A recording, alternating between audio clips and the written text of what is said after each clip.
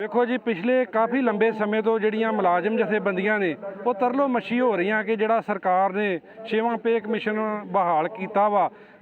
ਕਾफ़ी ਦੇਰ ਪਹਿਲਾਂ ਤੇ ਕਮਿਸ਼ਨ ਦੀ ਰਿਪੋਰਟ ਹੀ ਜਾਰੀ ਨਹੀਂ ਕੀਤੀ। ਪਿਛਲੀਆਂ ਚੋਣਾਂ ਦੇ ਵਿੱਚ ਕੈਪਟਨ ਅਮਰਿੰਦਰ ਸਿੰਘ ਵਾਅਦੇ ਕਰਦੇ ਰਹੇ ਕਿ ਆਉਂਦਿਆਂ ਹੀ ਸਰਕਾਰ ਜਿਹੜਾ ਪੇ ਕਮਿਸ਼ਨ ਨੂੰ ਲਾਗੂ ਕਰ ਦਿੱਤਾ ਜਾਵੇਗਾ, ਪਰ ਉਹ 4 ਸਾਲ ਲੰਘਣ ਤੋਂ ਬਾਅਦ ਵੀ ਕੋਈ ਲਾਗੂ ਨਹੀਂ ਕੀਤਾ ਗਿਆ। ਜੇ ਲਾਗੂ ਕੀਤਾ ਹੀ ਗਿਆ ਤੇ ਉਹਨੂੰ ਵਿੱਤ ਵਿਭਾਗ ਜਿਹੜਾ ਵਾ, ਸਾਡੇ ਖਜ਼ਾਨਾ ਮੰਤਰੀ ਸਾਹਿਬ ਮਨਪ੍ਰੀਤ ਸਿੰਘ ਬਾਦਲ ਜਦੋਂ ਅਕਾਲੀ ਸਰਕਾਰ ਸੀ ਉਦੋਂ ਵੀ ਇਹ ਖਜ਼ਾਨਾ ਮੰਤਰੀ ਸੀ, ਉਦੋਂ ਵੀ ਖਜ਼ਾਨਾ ਖਾਲੀ ਕਹਿੰਦੇ ਹੁੰਦੇ ਸੀ ਤੇ ਇਹਨਾਂ ਨੇ ਉਹ ਗੱਲ ਛੱਡੀ ਨਹੀਂ। ਅੱਜ ਤੱਕ ਵੀ ਇਹਨਾਂ ਦਾ ਖਜ਼ਾਨਾ ਖਾਲੀ ਆ ਮੁਲਾਜ਼ਮਾਂ ਵਾਸਤੇ, ਪਬਲਿਕ ਵਾਸਤੇ, ਪਰ ਆਪਣੇ ਵਾਸਤੇ ਹਮੇਸ਼ਾ ਭਰਿਆ ਵਾ। ਸੋ ਇਹ ਹਮੇਸ਼ਾ ਹੀ ਇਹ ਵਾਅਦੇ ਕਰਨ ਤੋਂ ਬਾਅਦ ਵੀ ਜਿਹੜਾ ਸਾਡਾ ਕੋਈ ਵਾਅਦਾ ਵਫਾ ਨਹੀਂ ਕੀਤਾ ਇਹਨਾਂ। ਜੋ ਪੇ ਕਮਿਸ਼ਨ ਵੇਖੋ ਜੀ, ਜਦੋਂ ਬਿਠਾਇਆ ਜਾਂਦਾ ਉਹਦੇ 'ਤੇ ਖਰਚਾ ਆਉਂਦਾ, ਕੋਈ ਬਹੁਤ ਵੱਡੇ ਆਫੀਸਰ ਦੀ ਇੱਕ ਕਮੇਟੀ ਬਣਦੀ ਆ, ਉਹ ਕਈ ਸਮਾਂ ਜਿਹੜਾ ਜਥੇਬੰਦੀਆਂ ਯੂਨੀਅਨਾਂ ਨਾਲ ਮੀਟਿੰਗ ਕਰਕੇ ਲੋਕਾਂ ਦਾ ਜਾਂ ਜੋ ਵੀ ਵਿੱਤ ਦਾ ਲੇਖਾ ਕਰਕੇ ਸਾਰਾ ਕੁਝ ਕਰਕੇ ਤੇ ਮੁਲਾਜ਼ਮਾਂ ਨੂੰ ਉਹਨਾਂ ਦਾ ਜਿਹੜਾ ਬਣਦਾ ਹੱਕ ਆ ਜਾਂ ਜੋ ਸਮੇਂ ਦੇ ਅਨੁਸਾਰ ਜੋ ਉਹਨਾਂ ਦਾ ਵਾਧਾ ਗੁਣਾਂਕ ਲਾ ਕੇ ਬਣਦਾ ਵਾ ਮਹਿੰਗਾਈ ਵਧਣ ਦੇ ਨਾਲ ਉਹ ਦਿੰਦੀ ਆ। ਤੇ ਜਿਹੜੀ ਉਹਦੀ ਰਿਪੋਰਟ ਆ ਉਹ ਕਾਫੀ ਲੰਮਾ ਸਮਾਂ ਉਹਨਾਂ ਦੀ ਘੋਖ ਕਰਨ ਤੋਂ ਬਾਅਦ ਉਹ ਜਾਰੀ ਕਰਦੇ ਆ ਕਿ ਜੇ ਉਹ ਸਰਕਾਰ ਨੇ ਮੰਨਣੀ ਨਹੀਂ ਰਿਪੋਰਟ, ਉਹਨੂੰ ਇਹਨਾਂ ਬਿਲ ਲਾਗੂ ਨਹੀਂ ਕਰਨਾ, ਫਿਰ ਵਿੱਤ ਵਿਭਾਗ ਨੇ ਆਪਣੇ ਹਿਸਾਬ ਨਾਲ ਜੇ ਉਹਨੂੰ ਤੋੜ ਮਰੋੜ ਕੇ ਕਰਨਾ ਤੇ ਫਿਰ ਵਿੱਤ ਵਿਭਾਗ ਹੀ ਦੇ ਦਿਆ ਕਰੇ ਜੋ ਦੇਣਾ ਮੁਲਾਜ਼ਮਾਂ ਨੂੰ। ਸਾਨੂੰ ਚੱਕਵੇਂ ਕਾਹਲੀ ਦਿੰਦੀ ਹੈ ਸਰਕਾਰ ਕਿ ਪੇ ਕਮਿਸ਼ਨ ਬਿਠਾਇਆ ਵਾ ਮੁਲਾਜ਼ਮਾਂ ਦੇ ਹੱਕਾਂ ਵਾਸਤੇ, ਹਿੱਤਾਂ ਵਾਸਤੇ। ਸੋ ਇਹ ਸਰਕਾਰ ਦੀ ਬਹੁਤ ਵੱਡੀ ਨਲਾਇਕੀ ਆ ਕਿ 4 ਸਾਲ ਬਾਅਦ ਜੇ ਪੇ ਕਮਿਸ਼ਨ ਦੀ ਰਿਪੋਰਟ ਆਈ ਵੀ ਆ ਤੇ ਉਹਨੂੰ ਵੀ ਅੱਧੀ ਅਧੂਰੀ ਕਰਕੇ ਲਾਗੂ ਕਰ ਰਿਹਾ, ਜਦੋਂ ਕਿ ਪੇ ਕਮਿਸ਼ਨ ਦੀ ਰਿਪੋਰਟ ਨੂੰ ਹੂਬਹੂ ਲਾਗੂ ਕਰਨਾ ਬਣਦਾ। ਅਸੀਂ ਜਿਹੜੀਆਂ ਪੰਜਾਬ ਬਦਲੇ ਉਹਨਾਂ ਨੂੰ ਵੇਖੋ ਜੀ, ਆਸ ਬੜੀ ਸੀ ਕਿ CM ਸਾਹਿਬ ਬਦਲੇ ਆ, ਚੰਨੀ ਸਾਹਿਬ ਆਏ ਆ, ਸ਼ਾਇਦ ਕੋਈ ਨਵਾਂ ਹੋਏਗਾ, ਪਰ ਜਦੋਂ ਖਜ਼ਾਨਾ ਮੰਤਰੀ ਤੇ ਉਹੀ ਰਹੇ ਨੇ ਨਾ ਜਿਹੜੇ ਸ਼ੁਰੂ ਤੋਂ ਕਹਿੰਦੇ ਆ ਕਿ ਖਜ਼ਾਨਾ ਖਾਲੀ ਹੈ, ਖਜ਼ਾਨਾ ਖਾਲੀ ਹੈ। ਸੋ ਇਹਦੇ ਨਾਲ ਕੋਈ ਫਰਕ ਨਹੀਂ ਪਿਆ ਜੀ, ਕਿਉਂਕਿ ਜੋ ਵੀ ਦੇਣਾ ਵਾ ਵਿੱਤ ਵਿਭਾਗ ਨੇ ਦੇਣਾ ਵਾ ਤੇ ਵਿੱਤ ਵਿਭਾਗ ਜਿਹੜਾ ਵਾ ਉਹ ਸਰਕਾਰ ਨੂੰ ਖਰਾਬ ਕਰ ਰਿਹਾ ਵਾ।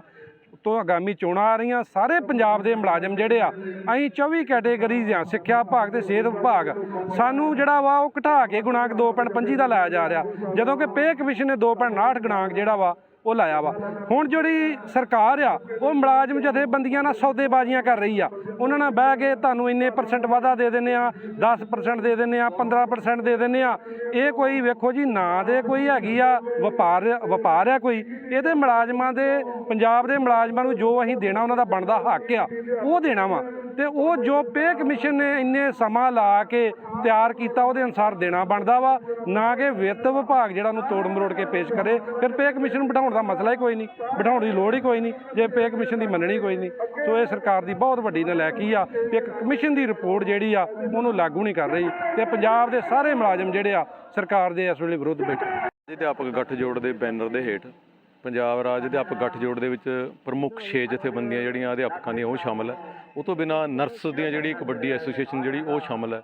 ਉਹ ਆਪਣੀਆਂ ਹੱਕੀ ਮੰਗਾਂ ਨੂੰ ਲੈ ਕੇ ਜਿਹੜਾ ਮੁੱਖ ਮੰਤਰੀ ਪੰਜਾਬ ਚਰਨਜੀਤ ਸਿੰਘ ਚੰਨੀ ਦੇ ਹਲਕੇ ਵਿੱਚ ਅੱਜ ਵਿਸ਼ੇਸ਼ ਤੌਰ ਤੇ ਇੱਕ ਰੋਸ ਰੈਲੀ ਕਰਨ ਲਈ ਪਹੁੰਚੇ ਹਾਂ, ਕਿਉਂਕਿ 4.5 ਸਾਲ ਕੈਪਟਨ ਸਾਹਿਬ ਦੇ ਕਾਰਜਕਾਲ ਦੇ ਦੌਰਾਨ ਸਿਰਫ ਸਾਨੂੰ ਲਾਰੇ ਹੀ ਮਿਲੇ ਆ, ਲਾਰਿਆਂ ਤੋਂ ਸਿਵਾਏ ਮੁਲਾਜ਼ਮਾਂ ਨੂੰ ਕੁਝ ਵੀ ਨਹੀਂ ਮਿਲਿਆ।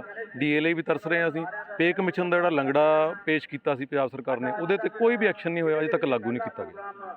ਤੇ ਜੇਕਰ ਮੰਗਾਂ ਨਾ ਮੰਨੀਆਂ ਜਾਣਗੀਆਂ, ਕਿਉਂਕਿ ਤੁਸੀਂ ਪਹਿਲਾਂ ਵੀ ਕਿਹਾ ਵੀ ਅਸੀਂ ਸੰਘਰਸ਼ ਕਰ ਰਹੇ ਹਾਂ, ਤਾਂ ਅਗਲਾ ਕੀ ਇਹ ਤਾਂ ਅੱਜ ਲੀਡਰਸ਼ਿਪ ਜਿਹੜੀ ਆਪਣੀ ਸਟੇਟ ਦੀ ਬੈਠੀ ਹੈ ਉਹ ਕੋਈ ਫੈਸਲਾ ਲਏਗੀ ਜਦੋਂ ਆਪਣੀ ਰੈਲੀ ਖਤਮ ਹੁੰਦੀ ਹੈ।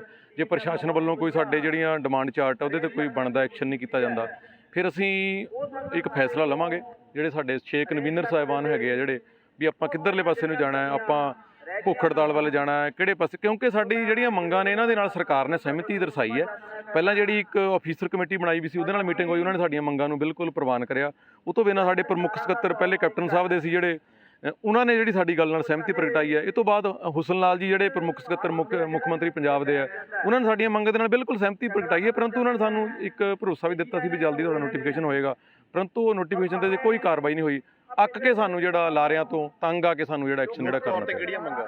ਮੁੱਖ ਮੰਗਾਂ ਨੇ ਜੀ ਸਾਡੀਆਂ ਜਿਹੜੀਆਂ ਤੁਹਾਨੂੰ ਮੈਂ ਦੱਸ ਦਿਆਂ, 2006 ਦੇ ਵਿੱਚ ਜਦੋਂ ਪੇ ਕਮਿਸ਼ਨ ਦੀ ਰਿਪੋਰਟ ਜਾਰੀ ਕੀਤੀ ਗਈ ਸੀ ਤਾਂ ਇੱਕ ਉਹਨਾਂ ਨੇ ਕਿਹਾ ਵੀ 3600 ਗ੍ਰੇਡ ਪੇ ਸਾਨੂੰ ਦੇਣੀ ਸੀ, ਦਿੱਤੀ ਸਾਨੂੰ ਉਹਨਾਂ ਨੇ ਬਣਦੀ ਸਾਡੀ 4600 ਸੀ। ਉਹ ਕਹਿੰਦੇ ਸਾਡੇ ਤੋਂ ਜਿਹੜਾ ਕਲੈਰੀਕਲ ਮਿਸਟੇਕ ਹੋ ਗਈ, ਉਹ ਸਾਨੂੰ ਤਕਰੀਬਨ 3-4 ਸਾਲ ਬਾਅਦ ਦਿੱਤੀ ਗਈ। ਉਹਦਾ ਸਾਨੂੰ ਕੋਈ ਬਕਾਇਆ ਨਹੀਂ ਦਿੱਤਾ ਗਿਆ। ਉਹੀ ਮੰਗ ਜਿਹੜੀ 3600 ਖੜੀ ਹੈ, ਜਿਹੜਾ ਨਵਾਂ ਪੇ ਕਮਿਸ਼ਨ ਹੈ, ਇਹ ਉੱਥੋਂ ਹੀ ਲਾਗੂ ਕਰਨਾ ਚਾਹੁੰਦੇ 4600 ਨੂੰ ਇਗਨੋਰ ਕਰਕੇ, ਜਿਹੜਾ ਕਿ ਪੂਰੇ ਪੰਜਾਬ ਦੇ ਜਿਹੜੀਆਂ ਸਾਡੀਆਂ ਕੈਟੇਗਰੀ 24 ਹੈਗੀਆਂ ਉਹਨਾਂ ਦੇ ਨਾਲ ਬਹੁਤ ਵੱਡਾ ਧੱਕਾ ਹੈ। ਪਹਿਲਾਂ ਅਸੀਂ ਪਹਿਲੇ ਪੇ ਕਮਿਸ਼ਨ ਦੀ ਬਹੁਤ ਵੱਡਾ ਧੱਕਾ ਜਿਹੜਾ ਬਰਦਾਸ਼ਤ ਕੀਤਾ, ਹੁਣ ਇਹੀ ਜਿਹੜਾ ਮੁੱਖ ਮੰਤਰੀ ਪੰਜਾਬ ਜਿਹੜੇ ਚਰਨਜੀਤ ਚੰਨੀ ਜਿਹੜੇ ਰੋਜ਼ ਦਾਅਵੇ ਕਰ ਰਹੇ ਆ ਅਸੀਂ ਮੁਲਾਜ਼ਮਾਂ ਦੇ ਮਸਲੇ ਹੱਲ ਕਰਾਂਗੇ, ਕੋਈ ਵੀ ਐਕਸ਼ਨ ਜਿਹੜਾ ਕੀਤਾ ਨਹੀਂ ਗਿਆ ਅਜੇ ਤੱਕ ਸਰਕਾਰ ਵੱਲੋਂ, ਸਿਰਫ ਲਾਰੇ ਸਾਡੇ ਪੱਲੇ ਪਏ ਆ। ਇਸ ਤੋਂ ਬਿਨਾਂ ਜਿਹੜੀ ਇੱਕ ਬਹੁਤ ਹੀ ਅਹਿਮ ਮੰਗ ਹੈ ਜਿਹੜੀ ਪੰਜਾਬ ਦੇ ਮੁਲਾਜ਼ਮਾਂ ਦੀ, ਪੁਰਾਣੀ ਪੈਨਸ਼ਨ ਸਕੀਮ ਜਿਹੜੀ ਉਹਨੂੰ ਲਾਗੂ ਕੀਤਾ ਜਾਵੇ, ਕੱਚੇ ਅਧਿਆਪਕ ਨੇ ਜਿਹੜੇ ਉਹਨਾਂ ਨੂੰ ਪੱਕੇ ਕੀਤਾ ਜਾਵੇ, ਜਿਹੜਾ ਕੇਂਦਰ ਦਾ ਪੇ ਕਮਿਸ਼ਨ ਜਿਹੜਾ 2020 ਤੋਂ ਬਾਅਦ ਜਿਹੜੇ ਆਏ ਮੁਲਾਜ਼ਮਾਂ ਨੂੰ ਥੋਪਿਆ ਗਿਆ ਉਹਨੂੰ ਜਿਹੜਾ ਰੱਦ ਕੀਤਾ ਜਾਵੇ। ਜੇਕਰ ਅੱਜ ਦੀ ਗੱਲ ਕਰੀਏ ਸੂਬਾ ਪੱਧਰੀ ਅਸੀਂ ਜਿਹੜਾ ਚੰਨੀ ਸਾਹਿਬ ਦੇ ਜਿਹੜਾ ਉਹਨਾਂ ਨੂੰ ਭੁਲੇਖਾ ਵੀ ਮੁਲਾਜ਼ਮ ਜਿਹੜੇ ਅਸੀਂ ਬਿਲਕੁਲ ਸ਼ਾਂਤ ਕਰ ਦਿੱਤੇ, ਕਿਉਂਕਿ ਇੱਕ ਦੁੱਖ ਦੀ ਗੱਲ ਮੈਂ ਤੁਹਾਡੇ ਚੈਨਲ ਦੇ ਜ਼ਰੀਏ ਜਿਹੜਾ ਪਹੁੰਚਾਉਣੀ ਚਾਹੁੰਦਾ ਵੀ ਵਿੱਤ ਮੰਤਰੀ ਸਾਹਿਬ ਤਾਂ ਸਾਡੇ ਉਹੀ ਆ, ਉਹਨਾਂ ਦਾ ਖਜ਼ਾਨਾ ਜਿਹੜਾ ਬਿਲਕੁਲ ਖਾਲੀ ਹੋ ਰਿਹਾ, 4.5-5 ਸਾਲ ਹੋ ਚੱਲੇ ਉਹ ਖਜ਼ਾਨਾ ਕਦੇ ਭਰਿਆ ਨਹੀਂ। ਜਦੋਂ ਕਿਤੇ ਐਮਐਲਏਜ਼ ਨੂੰ ਜਿਹੜੀਆਂ ਗੱਡੀਆਂ ਜਾਰੀ ਕਰਨੀਆਂ ਹੁੰਦੀਆਂ ਜਾਂ ਕੋਈ ਆਪਣੇ ਨਿੱਜੀ ਜਿਹੜੇ ਫਾਇਦੇ ਦੇ ਲਈ ਕੋਈ ਤਨਖਾਹ ਵਧਾਉਣੀ ਹੈ, ਭੱਤੇ ਵਧਾਉਣੇ ਆ ਤਾਂ ਸਾਰਾ ਕੁਝ ਮਿਲਦਾ, ਜਦੋਂ ਮੁਲਾਜ਼ਮਾਂ ਦੀ ਗੱਲ ਜਾਂ ਲੋਕਾਂ ਦੀ ਗੱਲ ਹੈ ਤਾਂ ਜਿਹੜੀਆਂ ਸਾਰੀਆਂ ਗੱਲਾਂ ਨੇ ਉਹਨਾਂ ਨੂੰ ਪਾਸੇ ਕਰ ਦਿੱਤਾ ਜਾਂਦਾ ਅਤੇ ਇਹੀ ਇੱਕੋ ਰਾਗ ਲਾਪਿਆ ਜਾਂਦਾ ਖਜ਼ਾਨਾ ਖਾਲੀ ਦਾ। ਅਸੀਂ ਮੁੱਖ ਮੰਤਰੀ ਨੂੰ ਅੱਜ ਇੱਕ ਅਪੀਲ ਵੀ ਕਰਦੇ ਹਾਂ ਤੁਹਾਡੇ ਚੈਨਲ ਦੇ ਜ਼ਰੀਏ। ਦੂਜੀ ਗੱਲ, ਅਸੀਂ ਇੱਕ ਵੱਡਾ ਰੋਸ ਮਾਰਚ ਜਿਹੜਾ ਪੂਰੇ ਸ਼ਹਿਰ ਦੇ ਵਿੱਚ ਜਿਹੜਾ ਮਾਰਚ ਕਰੇਗਾ, ਉਸ ਤੋਂ ਬਾਅਦ ਅਸੀਂ ਉਹਨਾਂ ਦੇ ਜਿਹੜਾ ਦਫ਼ਤਰ ਹੈ ਉੱਥੇ ਤੱਕ ਜਿਹੜਾ ਮਾਰਚ ਕਰਾਂਗੇ। ਅਗਲਾ ਐਕਸ਼ਨ ਜਿਹੜਾ ਪ੍ਰਸ਼ਾਸਨ ਤੇ ਡਿਪੈਂਡ ਕਰਦਾ ਉਹ ਕੀ ਕਰਦਾ। ਕੀ ਤੁਸੀਂ ਇਹ ਕਹਿਣਾ ਚਾਹ ਰਹੇ ਕਿ ਸਰਕਾਰ ਦੇ ਵਿੱਚ ਚਾਹੇ ਹੋਈ ਹੈ? ਬਿਲਕੁਲ ਸਰ, ਤੁਹਾਡੀ ਗੱਲ ਸਹੀ ਹੈ। ਦੇਖੋ ਆਪਣੇ ਚੈਨਲ ਦੇ ਉੱਤੇ ਮੈਂ ਤੁਹਾਨੂੰ ਦੱਸ ਦਿਆਂ, ਮੈਂ ਚਮਕੌਰ ਸਾਹਿਬ ਦਾ ਵਸਨੀਕ ਹਾਂ। ਅਸੀਂ ਚੰਨੀ ਸਾਹਿਬ ਤੋਂ ਬਹੁਤ ਆਸਾਂ ਲਾਈ ਬੈਠੇ ਹਾਂ, ਕਿਉਂਕਿ ਇੱਕ ਪੜ੍ਹੇ ਲਿਖੇ ਮੁੱਖ ਮੰਤਰੀ ਪੰਜਾਬ ਨੂੰ ਮਿਲੇ ਆ। ਪਰੰਤੂ ਦੁੱਖ ਦੀ ਗੱਲ ਹੈ ਵੀ ਇੱਕ ਸਮਾਂ ਉਹਨਾਂ ਕੋਲ ਥੋੜ੍ਹਾ ਹੈ।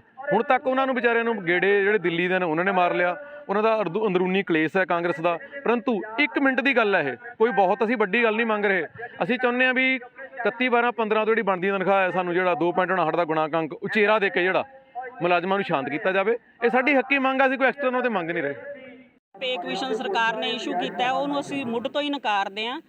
ਸਾਡੀ ਜੋ ਸਾਨੂੰ ਪੇ ਕਮਿਸ਼ਨ ਨੇ ਰਿਕਮੈਂਡ ਕੀਤਾ ਹੈ, ਅਸੀਂ ਉਸ ਮਸਲੇ ਦੇ ਵਿੱਚ ਇਕੱਠੇ ਹੋਏ ਤਾਂ ਸਾਡੀਆਂ ਹੋਰ ਬਹੁਤ ਸਾਰੀਆਂ ਮੰਗਾਂ ਨੇ ਜਿਹੜਾ ਕਿ ਅਸੀਂ ਬਹੁਤ ਪੁਰਾਣੇ ਸਮੇਂ ਤੋਂ ਲੰਬਿਤ ਪਈਆਂ ਨੇ, ਸਰਕਾਰ ਨੇ ਉਹ ਲਾਗੂ ਨਹੀਂ ਕੀਤੀਆਂ। ਜਿਵੇਂ ਕਿ ਪੁਰਾਣੀ ਪੈਨਸ਼ਨ ਸਕੀਮ ਹੈ ਲਾਗੂ ਨਹੀਂ ਕਰ ਰਹੇ, ਤੇ ਦੂਸਰਾ ਜਿਹੜੇ ਠੇਕੇ ਦੇ ਆਧਾਰ ਤੇ ਮੁਲਾਜ਼ਮ ਰੱਖਿਆ ਉਹਨਾਂ ਨੂੰ ਪੱਕਾ ਨਹੀਂ ਕਰ ਰਹੇ। ਸਾਡੀਆਂ ਬਹੁਤ ਸਾਰੀਆਂ ਇਹ ਡਿਮਾਂਡ ਹੈਗੀਆਂ ਜਿਹੜੀਆਂ ਕਿ ਸਰਕਾਰ ਨਹੀਂ ਪੂਰੀਆਂ ਕਰ ਰਹੀ।